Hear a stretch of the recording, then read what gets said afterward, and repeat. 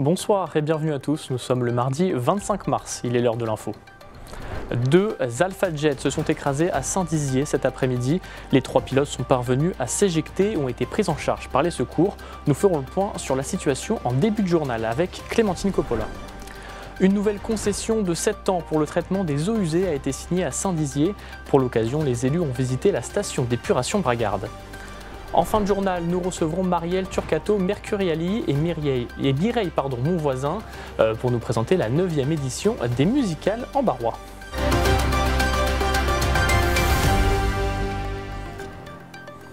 Je vous le disais, deux avions de la patrouille de France sont entrés en collision cet après-midi entre Villiers-en-Lieu et Saint-Dizier. Pour rappel, la patrouille était en entraînement à la base aérienne 113 depuis hier et jusqu'au 28 mars pour ces professionnels de la voltige. Et c'est un événement qui n'est pas fréquent. Bonsoir Clémentine. Bonsoir Paul. Oui, effectivement, c'est presque du jamais vu. Ce genre d'accident, en tout cas, est extrêmement rare. Les deux derniers datent de 2019 et de 2010. C'était à Perpignan et à Orange. Alors, que s'est-il passé cet après-midi? Alors, tu l'expliquais tout à l'heure. Deux Alpha Jets de la patrouille de France, comme on le voit sur ces images, seraient entrés en collision lors d'un entraînement. C'était aux alentours de 15h30 ce mardi après-midi. Notre journaliste Julien Debruyne est arrivé sur place juste après le crash. Voici les premières informations qu'il avait pu récolter dans l'après-midi. Oui, c'est le choc pour tout Saint-Dizier. Vous le voyez derrière moi avec encore un peu de fumée présente. Je suis actuellement à l'usine Calin, à la sortie de la ville, là où deux avions de la patrouille de France viennent de s'écraser. Alors d'après plusieurs témoins, les deux avions seraient entrés en collision pendant la réalisation d'une figure avant donc de s'écraser ici. Un gros boom et une grosse boule de feu se seraient déplacés juste au-dessus de leur tête pour les témoins. Les deux pilotes ont pu s'éjecter à temps de leurs appareils respectifs, ont atterri non loin d'ici. Pour l'instant, aucune information n'a été communiquée concernant l'état de santé des deux pilotes. Tout ce qu'on sait, c'est qu'ils ont bien été pris en charge par les secours rapidement après l'accident. Sur place, vous le voyez derrière moi, une cellule de crise s'est mise en place pour guider les opérations de secours. Le sous-préfet, le maire, l'armée, la police nationale et municipale ainsi que la gendarmerie sont sur place. Alors c'était une semaine d'entraînement pour la patrouille de France qui s'était déplacée sur la BA 113 de Saint-Dizier pour peaufiner leur technique. Malheureusement, la suite de l'entraînement semble bel et bien compromise. Sur place, beaucoup de témoins ont assisté au crash des deux avions et notamment des employés de l'entreprise Calin. Effectivement, alors sur le site, il y avait bien sûr les salariés, ils sont une soixantaine au total, mais là ils étaient un petit peu moins sur place. C'est une entreprise de béton et de travaux publics. Alors tu l'as vu sur ces images, l'un des avions a atterri directement dans la centrale à béton. C'est de là que provient la fumée. Sur place, il y avait donc aussi des habitants et aussi des clients des commerces aux alentours. Tous ont vu le choc entre les deux avions, la chute des Alpha Jets et puis les parachutes des militaires qui ont réussi à s'éjecter. Regardez leur réaction au micro de Julien Debruyne. L'avion est tombé à côté de la bascule, donc j'ai un collègue qui était dedans, qui travaillait. À un moment donné où ils ont rasé et tout, là ça vous fait frémir et tout. Et donc maintenant, je ne les regarderai plus de la même façon, je n'irai plus en dessous quoi. De chez moi j'ai vu un boom, j'ai sorti, j'ai vu la fumée, puis j'ai vu un morceau d'avion qui est parti. Ça fait plusieurs fois qu'on le dit, qu'ils peuvent voler au-dessus des plaines. On a assez de champs, on a assez de plaines, ils peuvent voler au-dessus. Et c'est tous les jours les avions de chasse, tout ça qui sont au-dessus de chez nous, il y a toujours un risque. Alors Clémentine, le dispositif déployé était plus qu'important. Police nationale, police municipale, la gendarmerie, les pompiers et bien sûr l'armée. Oui Paul, de nombreux moyens étaient engagés. Forcément, le dispositif était hors norme. Alors on l'aperçoit aussi sur les images qu'on a vues tout de suite. On voit les camions de la base qui font des allers-retours pour se ravitailler en eau et essayer de ralentir l'incendie. La préfète de la Haute-Marne, Régine Pam, s'est bien sûr déplacée de Chaumont. Pour l'instant, elle est notre seule interlocutrice officielle pour faire des points précis sur la situation. Écoutez-la. Ce qu'il est important de faire passer aux usagers, c'est que ces débris sont potentiellement importants pour l'enquête. Donc moi je voudrais, à travers vos ondes, faire passer ce message qu'il ne faut pas y toucher et dès qu'un débris est identifié, qu'il fasse le 17 pour le signaler à la gendarmerie. La Nationale 4 a été par mesure de précaution, a été effectivement interrompue puisqu'on recherchait les débris. Et là, elle a été en cours de vérification et à la minute à laquelle je vous parle, elle est en cours de réouverture. Il faut s'assurer de ce que effectivement le site est entièrement sécurisé. Ça prend un peu de temps puisque vous imaginez bien que les avions contenaient du kérosène et donc tous ces sujets sont effectivement à prendre en considération dans la façon dont le site sera sécurisé d'une part et puis d'autre part parce qu'il y a des débris de l'appareil, et bien dans ce contexte-là, effectivement, il faut être en mesure de pouvoir reconstituer toutes les conditions. Vous me posiez la question, et ça fait partie de ce que l'enquête dira in fine. Alors actuellement, le site est bien sûr sécurisé, l'enquête est en cours, mais Clémentine, ce genre d'accident soulève une question sur la sécurité liée à l'aviation et notamment militaire. Et oui, les habitants de Saint-Dizier ont encore en tête l'accident qui avait causé la mort de 2 pilotes Rafale. C'était en Meurthe-et-Moselle en août dernier. Alors là, il y a la base aérienne 113 qui est à côté, il y a le Rafale Solo Display qui vole au-dessus de la ville. Donc forcément, on peut se poser la question quant au risque que cela peut engendrer. Alors pour le maire Quentin Brière, les militaires sont des professionnels et il n'y a pas de panique à avoir. Écoutez-le au micro de Julien De Bruyne. Non, il ne faut absolument pas céder à quoi que ce soit. On a des avions et on sait qu'en ayant des avions comme ceux de l'armée de l'air juste à proximité de la base, ça présente des avantages qu'on connaît tous, mais aussi des inconvénients, les risques qui sont ceux d'avoir un accident ici. Quand on a des usines qui sont très importantes avec de la chimie à l'intérieur, ça présente aussi des risques qui sont là, mais qu'on a tendance à oublier. Sur les avions, les risques existent, ils sont là, ils sont maîtrisés autant que faire se peut, et donc il ne faut pas avoir peur, je ne crois pas. Il faut continuer à faire confiance dans nos militaires. Merci Clémentine pour toutes ces précisions et nous continuerons bien sûr de vous tenir au courant de la situation. Toujours à Saint-Dizier, c'était plus tôt cette semaine, c'était lundi avant la signature officielle des élus du Grand Saint-Dizier d'Arrée-Vallée. Ils ont visité la station d'épuration Bragarde. L'objectif était de préserver la qualité des cours d'eau tout en garantissant un service public performant. Un contrat de 7 ans a été signé pour la gestion de l'ensemble des stations d'épuration à bout du territoire. Un reportage signé Julien De Bruyne. Saint-Dizier passe en revue son traitement des eaux. Quelques heures avant la signature officielle d'une nouvelle concession, une visite de la station d'épuration de Saint-Dizier s'est tenue ce lundi 24 mars.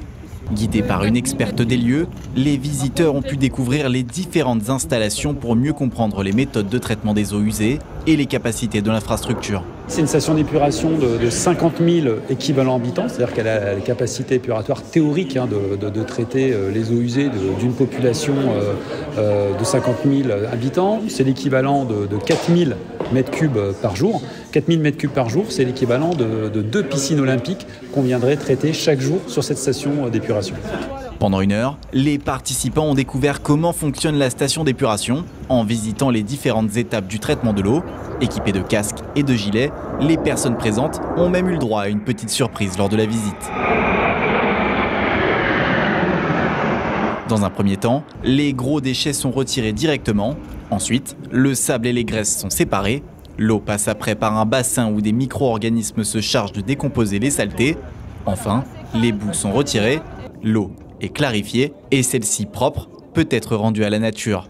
Après cette visite, les représentants se sont rendus en mairie pour signer la nouvelle concession pour les 7 prochaines années, avec pour ambition d'améliorer le mode de vie des bragards. Le premier bénéfice, c'est que ça marche. Pour les bragards, évidemment, l'assainissement, si ça plante, ils vont vite se rendre compte. Donc là, on a un premier très gros bénéfice. Et le deuxième, il est économique. Ça fait tourner les entreprises locales parce qu'ils commandent beaucoup de matériel, beaucoup de matériaux, notamment aux fonderies. Et il y en a pour plus de 2,5 millions d'euros de commandes quand même qui sont passés à nos territoires. Et donc c'est très important pour notre territoire. Ce contrat de délégation de service public englobe la gestion de 10 stations d'épuration du territoire. Parmi elles, celles de Saint-Dizier, Sainte-Livière, Éclaron ou encore Vassy. L'objectif est d'assurer une gestion efficace et performante du traitement des eaux usées en assurant un entretien et un renouvellement des équipements électromécaniques, le tout en maîtrisant les coûts pour les habitants du territoire. L'agglomération va nous confier en fait l'exploitation de l'ensemble de ces stations d'épuration, c'est-à-dire qu'avec notre personnel, nous allons exploiter ces installations durant 7 années dans le cadre d'un contrat avec des objectifs de performance à atteindre. Tout d'abord, optimiser la consommation d'énergie, puisqu'on a pris comme engagement de réduire de 10% la consommation d'énergie de l'ensemble des stations d'épuration de l'agglomération. Des engagements également de sobriété, puisqu'on s'engage auprès de la collectivité à mener une étude de réutilisation des eaux usées traitées de telle manière à réduire les prélèvements dans la ressource en eau du territoire. Par la suite, les stations de Villiers-en-Lieu, Chamouillet, Bayard-sur-Marne, Montier-en-Der et Sommevoire rejoindront ensuite ce dispositif à l'échéance de leur délégation actuelle. Nous recevons ce soir Mireille Voisin, vous êtes programmatrice artistique des Musical en barrois, et Marielle Turcato-Mercalli, vous êtes compositrice et femme de lettres. Bonsoir à toutes les deux. Bonsoir. Alors, nous vous recevons ce soir pour la 9e édition des Musicales en barrois, le festival de musique baroque à Bar-le-Duc. Alors cette année, c'est un format un petit peu différent puisqu'on peut dire qu'il est coupé en deux avec une première partie, donc c'est ce dimanche 30 mars, et une seconde le 19 mai. Pourquoi avoir fait ce choix de couper la programmation en deux ? Alors, nous avons réduit la voilure de cet événement devenu incontournable au printemps à Bar-le-Duc parce que nous souhaitons respecter la fatigue de l'ensemble des bénévoles de l'association Patrimoine en Barrois. Nous avions jusqu'à présent un projet très ambitieux avec 10 concerts dans 10 lieux patrimoniaux. Nous sommes toujours là, les musicales sont toujours là pour le public et pour les musiciens. Effectivement, elles vont se dérouler en 2 temps. Donc ce dimanche après-midi avec un grand concert de musique sacrée, c'est un chef-d'œuvre l'on doit à Heinrich Schütz, compositeur allemand du début XVIIe siècle, avec des chœurs. 2 chœurs, 3 chœurs, 4 chœurs. Alors, en fait, il y a 35 chanteurs, solistes et chœurs, et un orchestre baroque de 10 instrumentistes pour ce chef-d'œuvre. Et ensuite, la deuxième partie des musicales en barrois se dérouleront tout au long de la journée du dimanche 18 mai.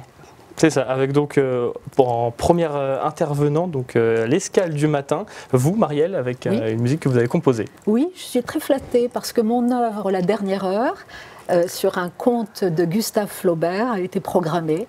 Et donc c'est un grand événement puisqu'il s'agira d'une création mondiale. La Dernière Heure, c'est un conte philosophique, énigmatique, qui a été écrit par Gustave Flaubert alors qu'il avait 16 ans. Et j'ai choisi d'écrire un cycle de mélodies françaises, donc sur le texte de Flaubert, très très précisément. Et c'est un cycle qui se compose de 14 mélodies. Et ces 14 mélodies seront créées par une mezzo-soprano, Clélia Horvat, une grande chanteuse, prometteuse, qui sera accompagnée au piano par la pianiste Myriam Auclair. Je vous propose tout de suite d'écouter un extrait de la voix de Clélia Horvat. Clélia.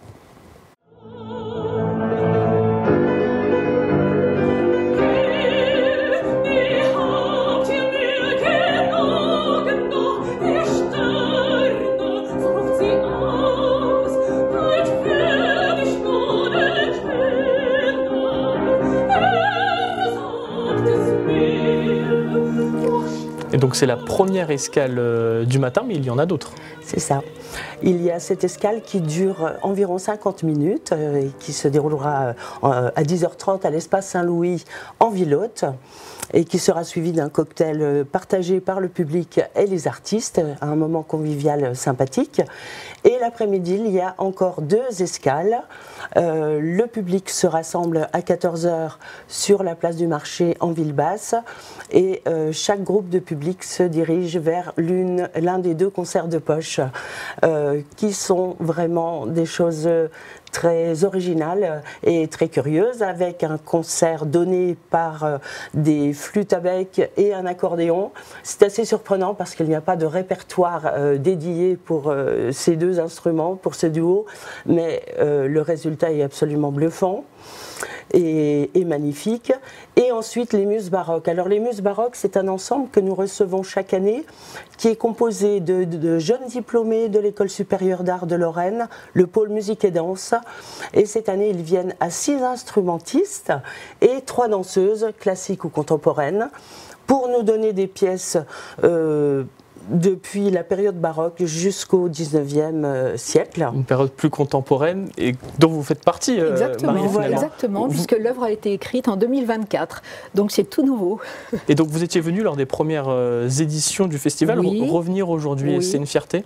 Ah mais bien sûr, d'autant plus qu'il s'agit d'une création mondiale et de la création d'une œuvre de femme, et on sait que les œuvres des compositrices ne sont quasiment jamais programmées, c'est très très rare. Elles ne représentent que 6% par exemple de la programmation des concerts actuellement en France.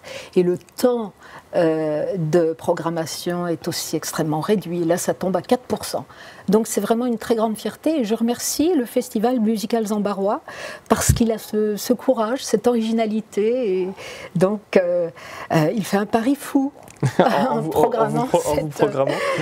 Et justement, pour revenir à Musical Embarrois, on parlait rapidement des bénévoles tout à l'heure, le fait que vous aviez séparé la programmation à cause de la fatigue, vous êtes toujours à la recherche de bénévoles. En raison de la fatigue, en raison aussi des circonstances, des conditions économiques un petit peu particulières maintenant en ce qui concerne la culture, voilà, on fait attention parce qu'on souhaite continuer à être présent pour le public et puis pour les musiciens que l'on est très heureux d'inviter et qui sont très heureux d'être invités aussi.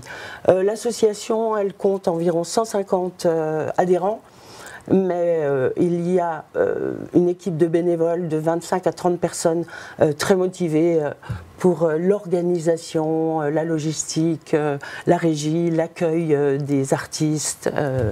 Il y a énormément de travail, de préparation pour un événement comme celui-là. Très bien, le message est passé. Si certains qui nous regardent souhaitent je termine quand même avec le grand concert du Stabat Mater donné par les Paladins, dirigé par Jérôme Correas. Une histoire de femme encore, puisqu'il s'agit de chanter la souffrance de la Vierge aux côtés de son fils crucifié. Et ce sont deux femmes qui chantent en les voix solistes, en solo ou en duo.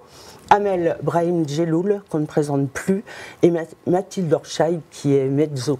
Et donc ça sera le dimanche 18 mai. Un pur chef-d'œuvre. Vraiment un pur chef-d'œuvre de la musique sacrée du baroque tardif que l'on doit à Pergolèse. Et donc pour ceux qui nous regardent, rendez-vous sur le site internet patrimoinesembarroises.com, c'est le 30 mars et le 18 mai. Merci à toutes les deux d'être venues sur notre plateau. Merci beaucoup. Merci. Je vous rappelle l'information principale de cette édition, le crash des deux Alpha Jet de la patrouille de France cet après-midi. Les 3 pilotes sont parvenus à s'éjecter et ont été pris en charge par les secours. Nous continuerons bien évidemment de vous tenir au courant de la situation sur notre site internet et notre application. Tout de suite, c'est la météo et l'information continue sur Puissance Télévision. Excellente soirée.